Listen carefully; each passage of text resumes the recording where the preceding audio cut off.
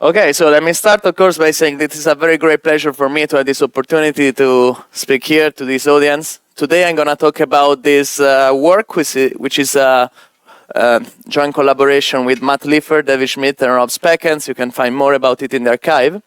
And really what I'm going to talk about today is what features of quantum theory really constitute a departure from the classical worldview. In particular, I'm going to do that in the context of quantum interference phenomena, because, usually quantum interference is said to capture the essence of quantum theory, the basic mystery. I'm going to dispute some of these claims, and then I'm going to also show what are the more nuanced aspects of interference that actually constitute a departure from the classical worldview, some true non-classicality. Okay, so I really wanted to start with this quote from Feynman that I'm sure you have heard many times, where in introducing the two-slit experiment in quantum theory, it says, it is a phenomenon which is impossible, absolutely impossible to explain in any classical way. It contains the only mystery. In telling you how it works, we will have told you about the basic peculiarities of all quantum mechanics. So if you want, you can see one goal of this talk to dispute this kind of claims. So the claims that the basic phenomenology of quantum interference resist explanation in terms of the classical worldview. And the first question we should really address is, what is considered to be mysterious about quantum interference? I'm going to answer this question in the setup of Mach-Zehnder interferometers that are even simpler than the two-slit experiment. In particular, I'm going to consider two configurations. The first one is where we have a phase shifter in place.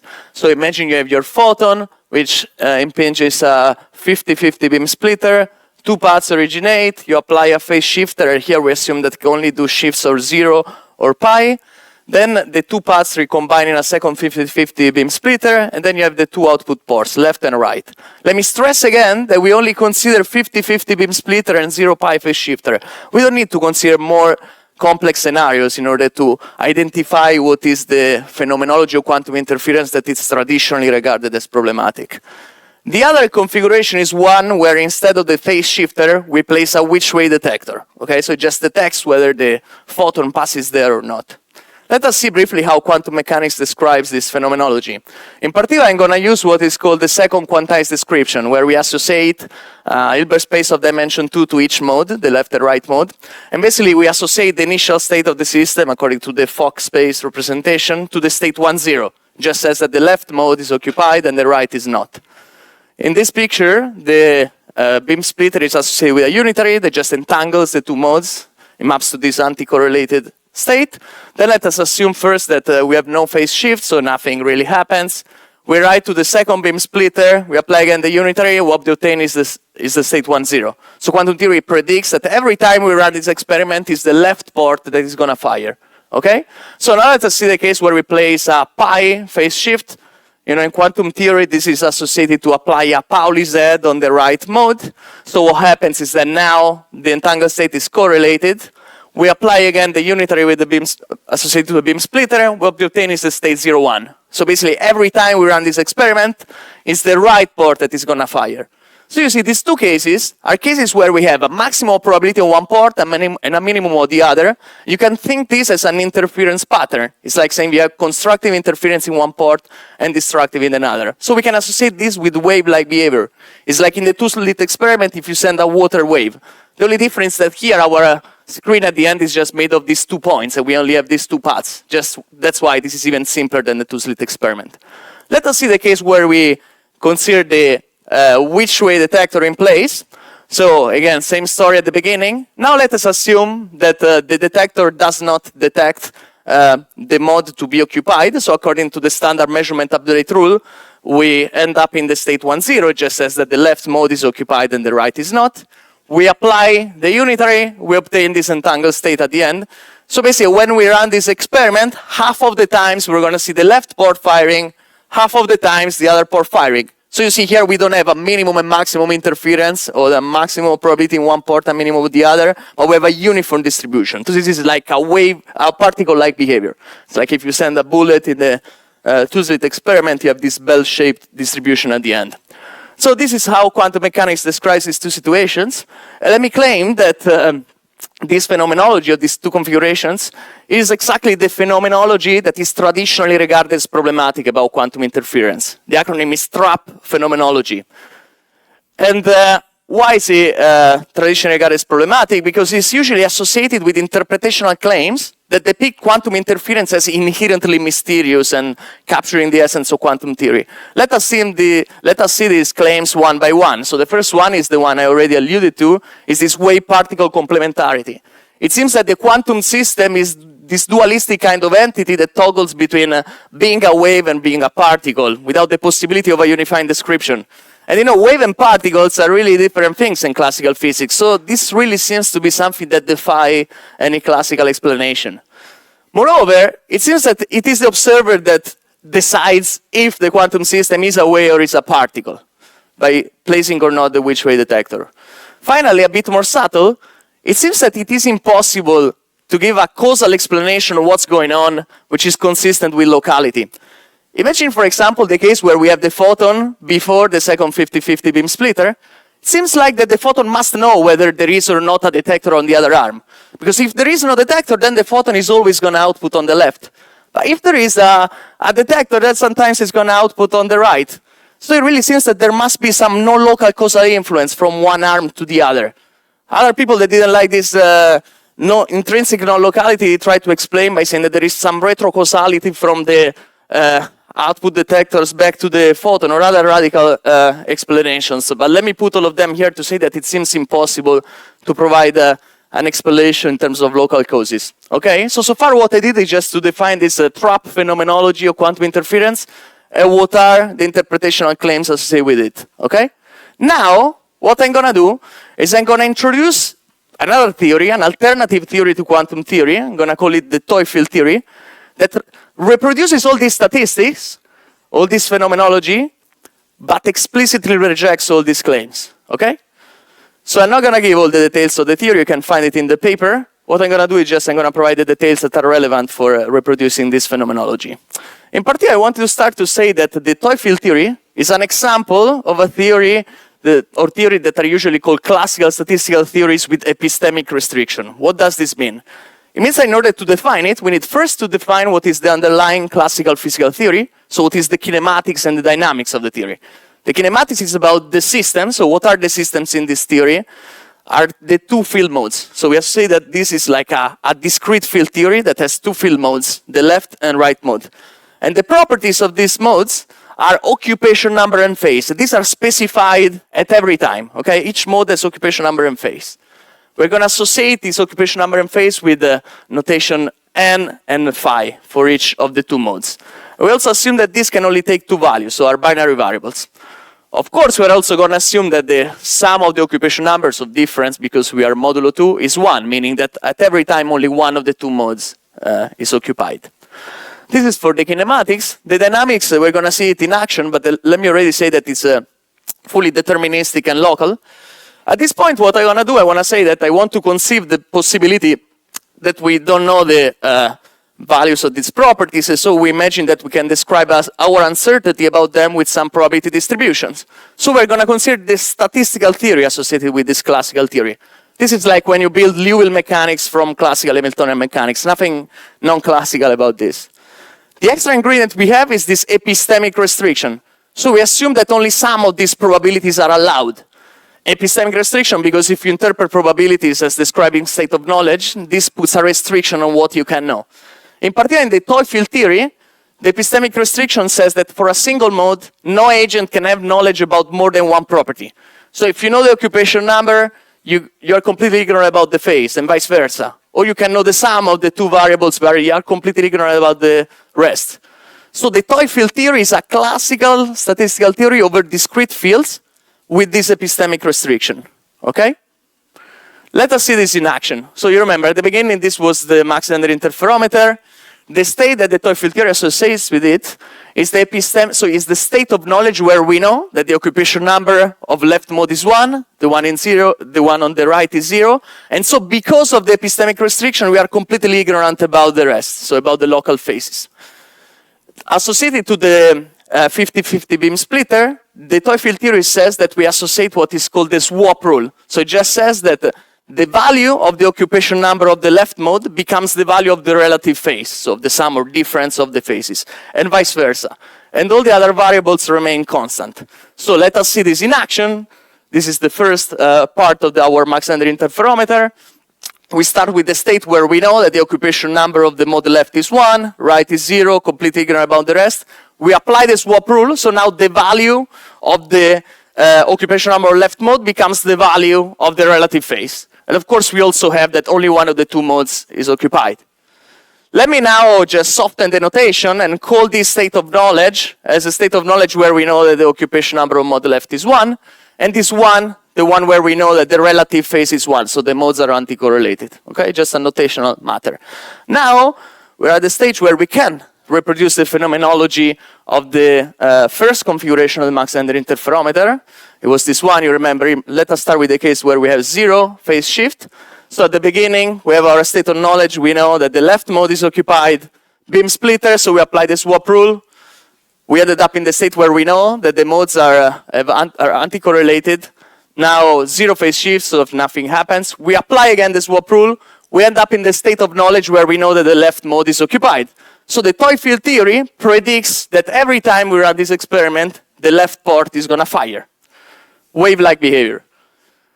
What happens in the case where we place a pi phase shifter? As you can imagine, what it does in the toy field theory, it flips the phase of the right mode. So we go, as a consequence, also flips the relative phase. So we go from anti-correlated modes to correlated modes. We apply again the swap rule. This time we have the state of knowledge where we know that the left mode is not occupied and the right mode is not. So the toy field theory predicts that every time we run this experiment, the right port is going to fire. Wave-like behavior. Good.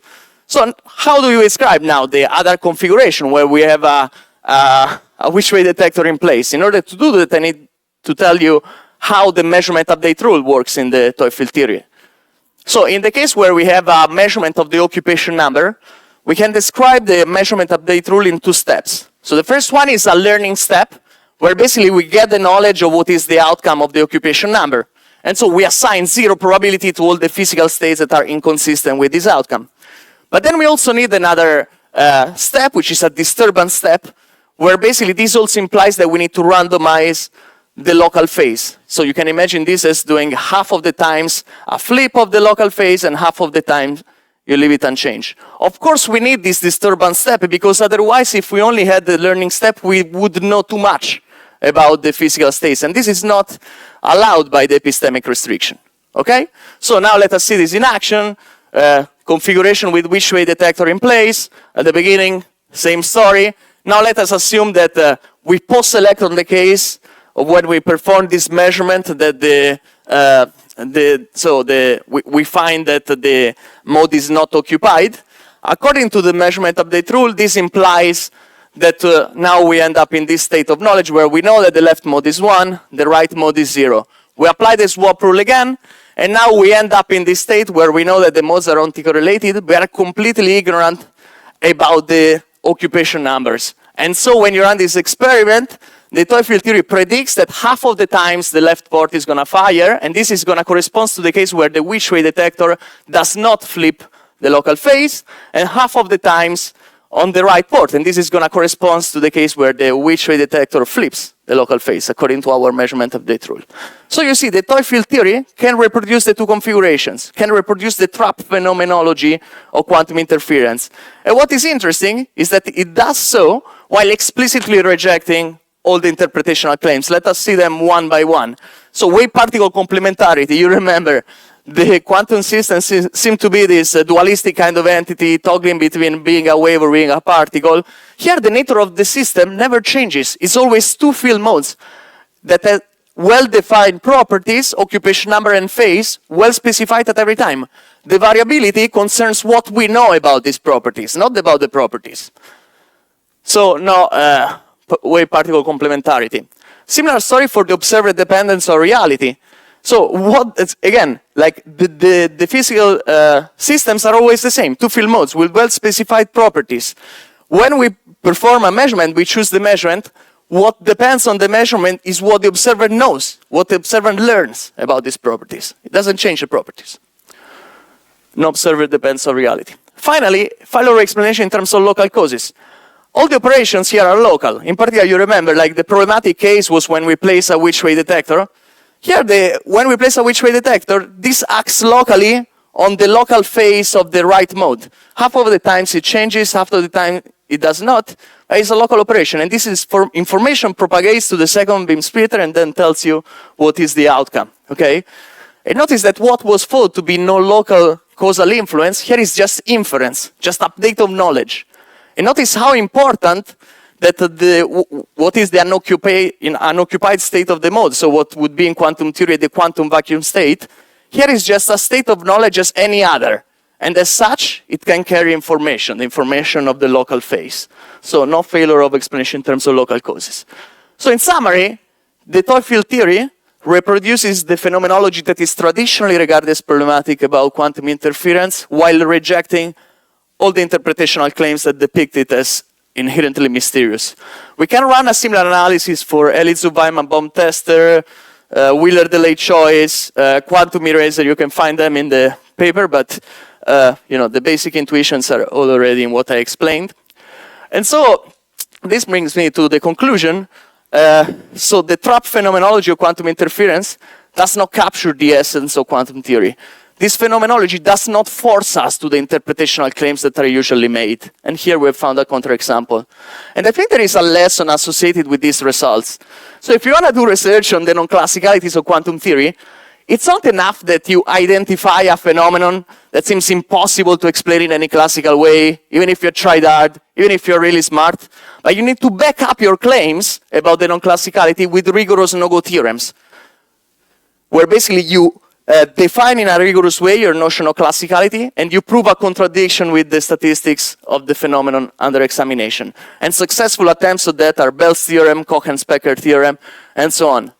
And now look, like here, there is still, according to this methodology, some project to undertake. Because so far, in this context of quantum interference, we have only shown that the trap phenomenology can be accounted for in a classical way.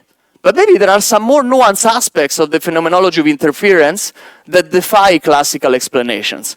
And so I want to spend my last slide in telling you that we have found one such aspect that captures the non-classicality of quantum interference. And in particular, one such aspect that you can find in these papers is the functional form of what are called the wave-particle duality relations, okay? So what we show is that it is the functional form of the wave-particle duality relations that can witness non-classicality, in particular in the form of contextuality, which is one of the leading notions of non-classicality. In particular, what we show is that these trade-off relations, so these wave-particle duality relations are trade-off between what is called as fringe visibility, V, and which-way distinguishability, P. If you assume non-contextuality and some other minor assumptions, this functional form is bounded to be below a linear curve, this red one, this non-contextual bound. But for example, quantum theory or other contextual theory can violate this, okay? So that's the way in which quantum interference can give true non-classicality. So the bottom line is that if you go to the lab, you perform your interferometric experiment, what you have to do is you evaluate your fringe visibility, your which-way distinguishability. If they violate this bound, then you're truly witnessing non-classicality in the context of interferometer experiments. And with this, I conclude. Thanks for your attention. I'll leave you some references.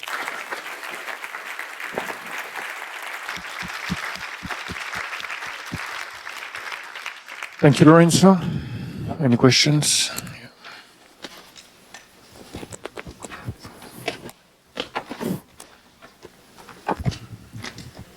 Hi, thank you so much. I wanted to ask about your toy field theory. I apologize if this is something you mentioned that I missed it. So you said your dynamics are deterministic, but then this disturbance step to me seems to implement some randomness. Can you explain how that's... Yeah, great question. Yeah, I had to glaze over that, but the story is that you can track deterministically what's the dynamic of the ontic states or the states with the physical properties if you also characterize how the apparatus is made. So the apparatus is going to be associated, for example, to another mode that has a physical state about which, again, you cannot know it because of the epistemic restriction. But if you consider also the apparatus, you can see that the dynamics is deterministic. So knowing the ontic state of both tells you where the ontic state is going to go, even if you cannot know it. But it's the underlying dynamic is deterministic. But thanks for the question. Hi. So you said that in your toy model, you assume that you assume this they are epistemically restricted, right? So isn't it itself like non-classical? Because basically you are saying that from nature we are not allowed to learn some properties about the system, but in standard classical theories, it's supposed that we are supposed to know everything about the state and the right. Yes, thanks for the question. I agree. You can call this like I would call it a weak notion of non-classicality. Actually, here, how do we define classicality is very rigorous. It's like if the kinematics is described by sets, the dynamics by functions, and you satisfy this notion of non-contextuality. So that's very precise definition of what is classical. And this theory is classical according to that definition. Then you can still say that, look, like, let me put it this way. Imagine that we lived in a world governed by this theory, okay? What I'm saying is that we wouldn't have all the mysteries of quantum theory. We wouldn't have a violation of Bell inequalities or non-contextuality inequalities. Then maybe like people that want to interpret the theory, the only challenge they have is to interpret how this epistemic restriction arises. You can think that it arises from thermodynamic reasonings, or if you start to really characterize how the apparatuses work, like this Heisenberg microscope and stuff like that, you can come up with that. So I would say it's a weak notion of non-classicality. It's not where we should focus our attention on in order to try to interpret quantum theory. Thanks. So slightly tangent question. In your toy model with the epistemic relation, do you assume anything about cloning? Cloning? No, you can show that you have a notion of a no cloning theorem also in these theories. But does the epistemic relation should be a necessary condition to prove that? I didn't understand. Should the epistemic relation be a necessary condition to show that there's no cloning? Yeah, otherwise you would have classical Hamiltonian mechanics and you don't have a no cloning theorem there. Thank you.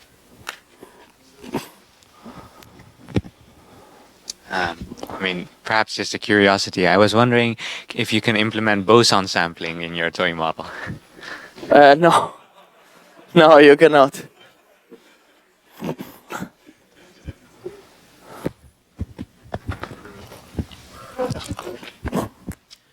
I was wondering if you could also refute the trap phenomenology by using classical wave mechanics and then having a restriction that just says you can only extract one bit of information from the final measurement. I think you need to repeat it again. Okay, it so was too quick. if you modeled the Max-Ender experiment, Yes. where you just use classical wave mechanics, Yes. and then instead of extracting like the exact information that reaches the detectors, you just sort of did some kind of like sample that collapsed it down to one bit of information, like did it hit the left or the right? Would that also reproduce the trap phenomenology? Maybe it does, but I'm not sure it's going to reject the interpretation on claims. How would it square with the claim of non-locality, for example?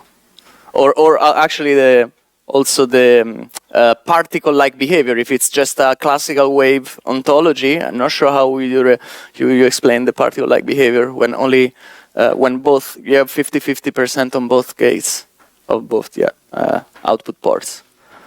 Well, in the classical case, you would, in some cases, all of the wave would come out of one port, right? So then you would always sample the outcome of that bit. Yeah. Maybe I'm not explaining very clearly. Yeah, maybe we can discuss later. I would need to see how it reproduces it, and yeah, maybe you can find another way to. So last question.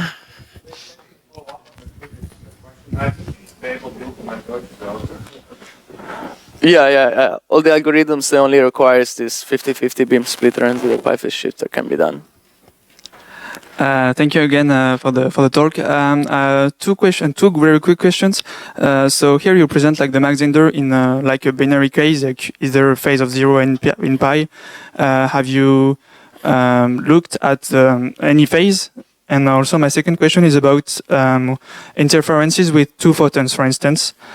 So I was thinking of the HM experiment where you have a beam splitter, 50-50, one photon on the first and one photon on the second.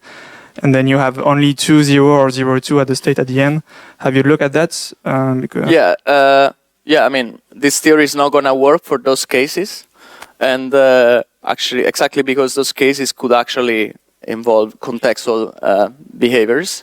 And but the point of this was not really to look at anything. We already know that the toy field theory is not going to reproduce all quantum theory. But the point is to undermine the claims that are usually done with the basic phenomenology of interference. So But yeah, thanks for the question. Thank you. So I've seen there were other questions, but maybe let's ask them to Lorenzo after the session. Thank you.